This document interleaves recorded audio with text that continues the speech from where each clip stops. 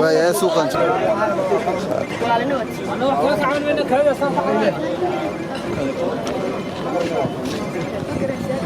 شغلنا صوت انت السوق دي فين aabahaan dalay walaalkan aan walaashanahay